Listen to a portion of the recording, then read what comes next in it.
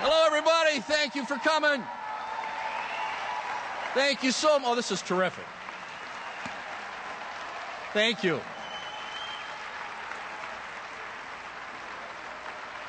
Thanks so much. My friends, thanks so much. This is exactly what we need.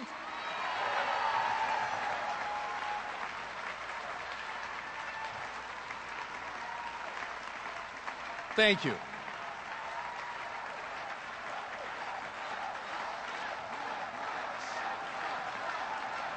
Thank you very much. My friends, what a wonderful greeting, and I know you're all just here to see me. But I am going to say a few words. With 3 weeks to go until the election day, the race that I'm in here remains close, but more importantly, I want you to know, and I guarantee it, we have the momentum. We are moving in the right direction, as our opponent, Ron Johnson, is moving in the wrong direction.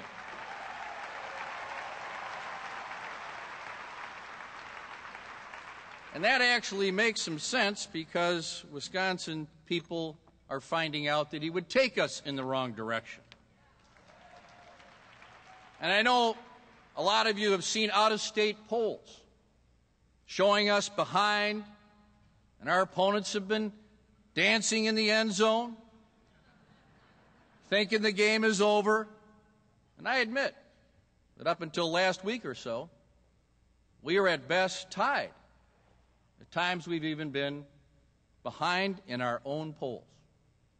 But I want to tell you today, as of this moment, I am no longer behind. I am no longer behind.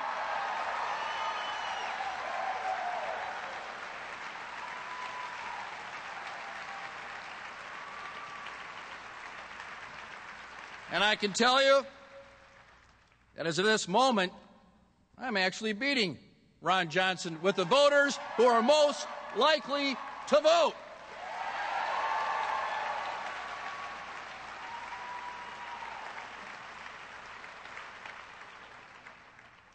So let's talk just a bit about why this is, what the reality is in this state. With 3 weeks to go until Election Day, the race remains close, but we do have that momentum. Our opponent, Ron Johnson, is moving in the wrong direction, and that's because we are the ones who are talking about the bread and butter issues that affect the working families of the state of Wisconsin and of the United States of America. Mr. Johnson's support for shipping Wisconsin jobs to other countries has been a game changer in this race.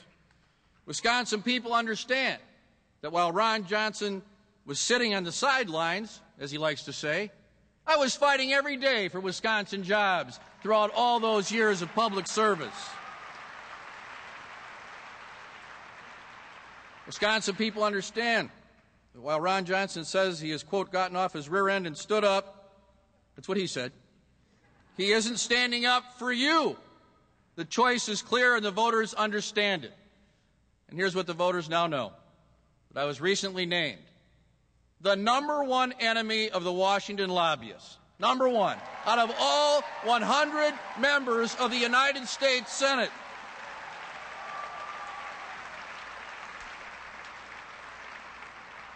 And Ron Johnson is standing up for the corporate special interest in Washington. Now, after 2 debates, we are surging. I can tell you that this is going to come right down to the wire, and we can't let up, but things are going right. We have 21 days left in this fight, and Johnson and his friends in Washington are going to do everything they can to turn this back the other way and to try to buy this election. But we simply will not allow it.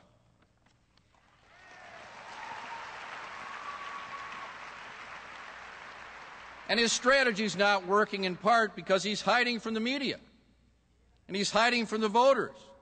He's hiding behind political talking points and hiding behind $7 million of empty TV ads that provide no solutions to create jobs and get our economy moving forward. He's hiding behind attacks on me, also huge attacks from out-of-state corporate special interests that have come into Wisconsin and run over $2 million of misleading and negative TV ads. We have done none of these ads. I ask people to stay out of this state. They stay out of this state. We're going to have a Wisconsin campaign, and it's going to continue to be that way.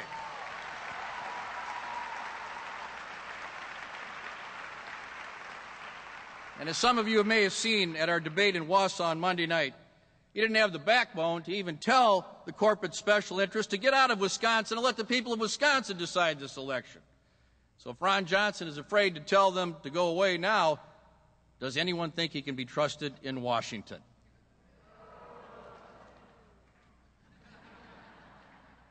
And of course, there are other good reasons he's hiding. Because he doesn't want anyone to know that he'd be nothing more than a voice for those D.C. lobbyists and special interests that already have too much power and influence in Washington. He even calls the trade agreements that he wants to ship overseas that have cost Wisconsin tens of thousands of jobs, he calls that creative destruction. Well, I call it the destruction of Wisconsin families and Wisconsin lives and Wisconsin traditions.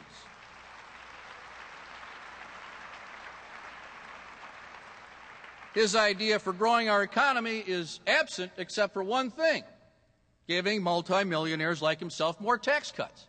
That's his whole concept. And for everybody else, he wants to repeal health care, increase costs for seniors, and cut people off of unemployment benefits who are still looking for work. If that isn't bad enough, he also wants to continue to outsource our jobs and has offered no plan whatsoever about this job creation that he says he can do. It is the opposite of the approach I have taken. I have specifically proposed and succeeded in getting us jobs tax credits and other programs. As you all know, I have stayed connected to this state by visiting every county every year. I have fought for the people of this state. I've taken on the D.C. lobbyists and the corporate special interests. And the reason that I got this distinction of being their number one enemy is, I am simply not their friend. Together, working with President Obama, I supported taking on the insurance companies because it was the right thing to do. It was the right thing to do. That was reason enough. But I haven't left it at that.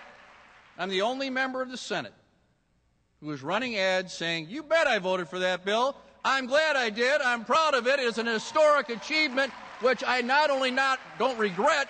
I am honored to have voted for President Obama's courageous action to bring health care after 70 years of waiting."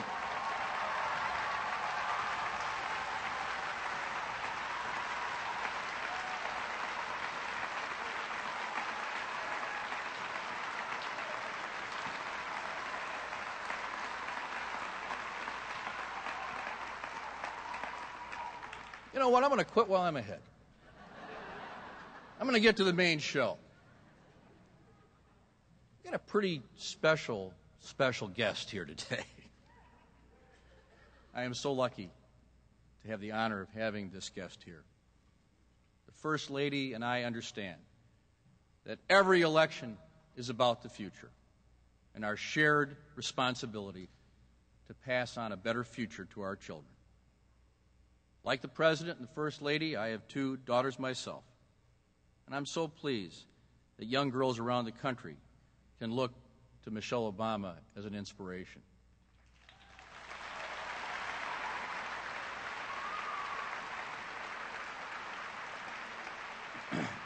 I don't know if the First Lady remembers this, but when she and Barack came to Washington in January of 2005, I was seated at a table with them for dinner. And she was very concerned about, she said, "How do you do this? How do you live between Washington and Wisconsin? What do you do with the kids?" And we had a nice talk about it. But she figured out a better solution. She found this White House on 1600 Pennsylvania Avenue where they could all live together. It was a good solution to the problem. Michele is a tremendous inspiration to the next generation. And her tireless efforts on behalf of building a brighter and healthier future for our kids is an inspiration to me. She's launched a wonderful campaign called Let's Move to bring together community leaders and teachers and doctors and nurses and moms and dads to tackle the challenge of childhood obesity. This is an important effort to to address a serious health problem affecting our children, and it has a truly inspiring goal: to solve the epidemic of childhood obesity within a generation. And she has had the wisdom to work with one of our best people here in the state on these kinds of issues in healthy eating and healthy environment. Will Allen of Growing Power, who is here today, one of my favorite people in the state, and I know the First Lady thinks the world of him.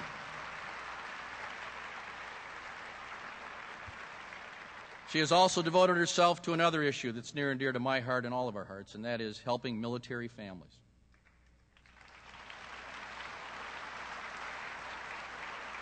As First Lady, she has helped to make sure we remember the sacrifices of not just our men and women in uniform, but their husbands, and wives, and children, and parents. They have to deal with so much when their loved ones are away and also when they come home. And Michele has shown tremendous compassion and leadership in advocating for them.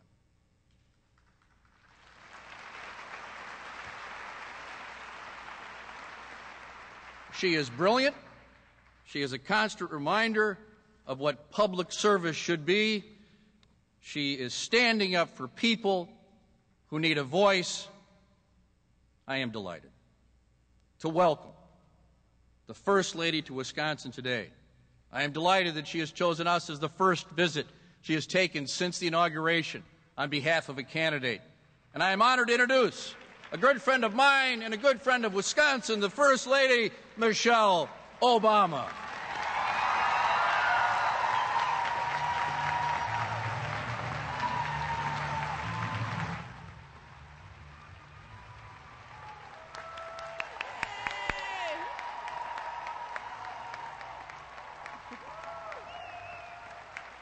Thank you.